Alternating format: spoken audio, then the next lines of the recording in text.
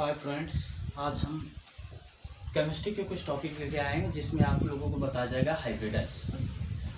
जैसे मान लीजिए हमें मीथेन का निकालना है हाइब्रिडाइजेशन, तो हमें क्या करना है।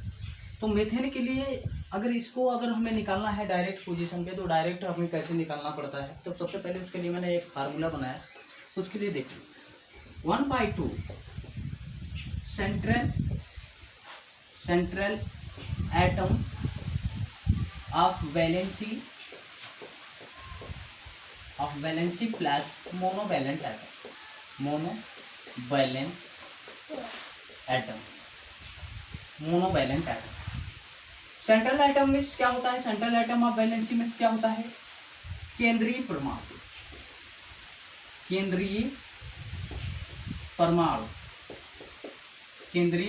की संयोग। सेंट्रल एटम में क्या होता है, सेंट्रल एटम ऑफ वैलेंसी है क्या, वो है केंद्रीय परमाणु की संयोजकता। क्या है, केंद्रीय परमाणु की संयोजकता, इसकी हिंदी है। मोनोवैलेंट एटम में क्या होता है, मोनोवैलेंट का मतलब ये होता है दुनिया में एकल बांध बनाने वाला परमाणु, एकल बंध बनाने वाला। मोनोवैलेंट एटम में होता है एकल बंध वाला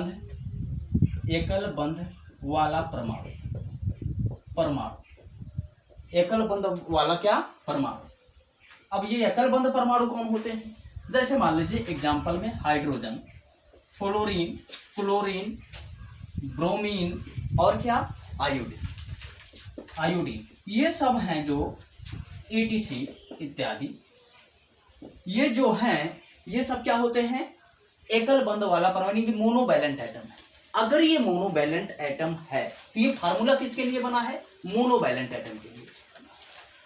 अगर आपको सेंट्रल एटम की वैलेंसी यानी कि सेंट्रल एटम जो केंद्रीय परमाणु की संयोजकता होती है उसको पता हो और मोनोवैलेंट अगर एटम है तो आराम से आप हाइब्रिडाइजेशन निकाल सकते हैं। तो देखिए जैसे मान लीजिए इसको पकड़ लेते हैं, मेथेन का संकरण हमें निकालना हो तो हमें कैसे निकालेंगे। देखिए, तो अगर आपको सबसे पहले ये देखना है कि केंद्रीय परमाणु को कैसे ढूंढेंगे, तो केंद्रीय परमाणु को ढूंढने के लिए केंद्रीय परमाणु को कैसे ढूंढेंगे, यानी कि एक बात जान लेंगे, जिनकी संख्या क्या हो, मिनिमम हो, जिनकी संख्या क्या हो, कम हो, वही आपका क्या होते हैं, केंद्रीय परमाणु। वही क्या होते हैं, केंद्रीय परमाणु। यानी सेंट्रल एटम वही होता है जो क्या हो, कम से कम दिखे। इसका मतलब ये है कि इसमें देखिए कार्बन 1 है और हाइड्रोजन कितने हैं, 4 है, यानी केंद्रीय परमाणु कौन हो गया, कार्बन हो गया। तो कार्बन की हमें क्या चाहिए, संयोजकता चाहिए। चलिए, तो आप लोग जानते ही हैं कार्बन की संयोजकता कितनी होती है, 4 होती है। कार्बन की वैलेंसी कितनी होती है, 4 होती है। अच्छा, मोनोवैलेंट एटम, ये सब देखो मोनोवैलेंट में आते हैं, इसमें मोनोवैलेंट कितने हैं, 4 है। कितने हैं, 4 हैं। चलो ठीक है, 4 ऐड कर दो। तो 1/2, आप तो इसमें तो माहिर हैं, ये कैलकुलेशन तो बहुत फास्ट करेंगे। 4 4 8, 2 1 का नाम 2, 2 दूना 2 चौके 8 हो जाएगा। तो कितने सिग्मा हो गए, ये जो आप काट पीट के जो ले रहे हैं, जो वैल्यू ले रहे हैं, वो केवल आपको सिग्मा ही दिखाता है। तो चलिए 4 सिग्मा यानी 4 आया, तो इसका मतलब आप समझ जाइए कि इसमें कितने सिग्मा है, 4 सिग्मा है। इसको काटे 4 यानी कितने सिग्मा है, 4 सिग्मा। 4 सिग्मा को हम लोग क्या बोलते हैं, sp3। ये निकल के क्या आया है, हाइब्रिडाइजेशन। जैसे कोई पूछ ले, मान लीजिए हाइब्रिडाइजेशन मीन्स होता है इसका संकरण, हाइब्रिडाइजेशन आप निकाले हैं, कितना आया है, sp क्या आया है, sp3 आया है। अच्छा, इसकी ज्योमेट्री भी देख लेते हैं। ज्योमेट्री क्या होती है, टेट्राहाइडल होती है। कैसी होती है, टेट्राहाइडल। क्या होती है, टेट्राहाइडल। अच्छा, इसकी शेप भी देख लेते हैं। शेप भी क्या होगी, टेट्राहाइडल। क्या होगा, टेट्राहाइडल। और शेप हो गया। अब इसकी बात आई एंगल की। किसकी बात आई, एंगल की। इसका एंगल देख लेते हैं।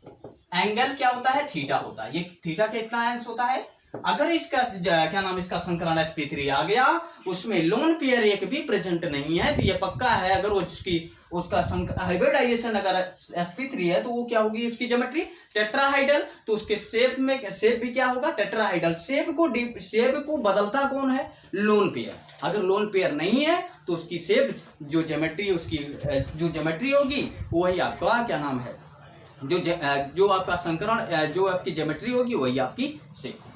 चलो, तो एंगल कितना है 109 अंश और क्या है 28 मिनट। इसका एंगल कितना 109 अंश और क्या होता है 28 मिनट। ये बात समझ में आया कि नहीं? अच्छा देखिए, और एक चीज ध्यान रखिए, हाइब्रिडाइजेशन बोलते क्या है? हाइब्रिडाइजेशन बोलते किसे हैं?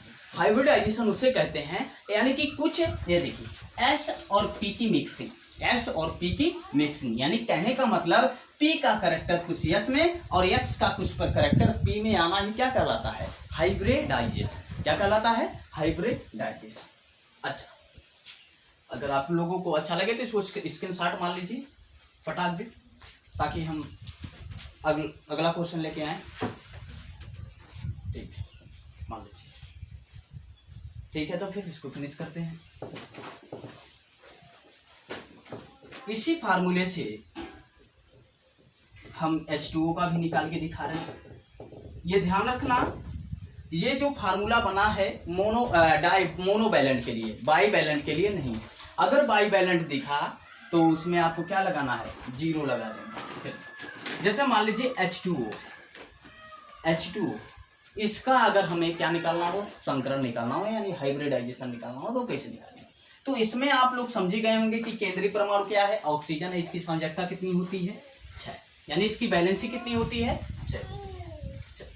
1/2 सेंट्रल एटम ऑफ वैलेंसी का मतलब सेंट्रल एटम में केंद्रीय परमाणु की संयोजकता कितनी है? 6 है। मोनोवैलेंट एटम, इसमें हाइड्रोजन है, इसमें हाइड्रोजन कैट लगा है 2 ठे, तो 2 ऐड कर दीजिए। 1/2 6 2 कितना होता है? 8, 2 1 9 2 2 चौक के 8, तो कितने सिग्मा? 4 सिग्मा। 4 सिग्मा को बोलते क्या है? sp। 4 सिग्मा को क्या बोलते हैं? sp3। तो sp3 आ गया, तो इसकी ज्योमेट्री क्या होगी? हाइब्रिडाइजेशन। सबसे पहले निकालिए हाइब्रिडाइजेशन। हाइब्रिडाइजेशन आप निकाल ही लिए हैं। हाइब्रिडाइजेशन क्या है इसका? sp3। ज्योमेट्री इसकी देख लीजिए, ज्योमेट्री क्या होगी इसकी? ज्योमेट्री इसकी होगी टेट्राहाइड्रल। इसकी ज्योमेट्री क्या होगी? टेट्राहाइड्रल। लेकिन शेप में इसकी दिक्कत आई। जो शेप आप मेथेन का देखे थे वो H2O मॉलिक्यूल का नहीं होगा। क्यों नहीं होगा इसको मैं बता। देखिए, थोड़ी देर के लिए थोड़ा इधर देख लीजिए। ये वाटर मॉलिक्यूल का क्या है? स्ट्रक्चर है, संरचना। अब ये क्या करता है? इसका एंगल, इसका हाइब्रिडाइजेशन सेम, ज्योमेट्री भी सेम, और लेकिन शेप में परिवर्तन क्यों आया ये देखिएगा। ये शेप में परिवर्तन ये लोन पेयर लेके आ रहा है। ठीक है, अगर इसका शेप देखना है तो आपको क्या करना है? एक काम करना है, इन लोन पेयर को छुपा देना है, और लोन पेयर को छुपा के आप इसको देख के आप बता सकते हैं कि कैसा इसका कौन सा आकार है, कैसा शेप है। चलिए, ऐसा थोड़ी नहीं, ये फ्लक्चुएट मॉलिक्यूल होता है। फ्लक्चुएट मॉलिक्यूल यानी ये लोन पेयर यहीं पर नहीं रहता है, ऊपर नीचे हुआ करता है। चाहे इससे इस तरह से देख लीजिए, चाहे आप इस तरह से देख लीजिए। ये देखिए, ये ऑक्सीजन और ये लोन पेयर। और जब भी इसकी शेप की बात आए तो आपको क्या करना है? लोन पेयर को ढक देना। देखिए किस आकार का दिख रहा है? वी शेप का दिख रहा है, यानी इसको बोल सकते हैं bent V shape. Bent V shape. Bent क्या है? V shape. जल्दी से इसको स्क्रीनशॉट मान लीजिए।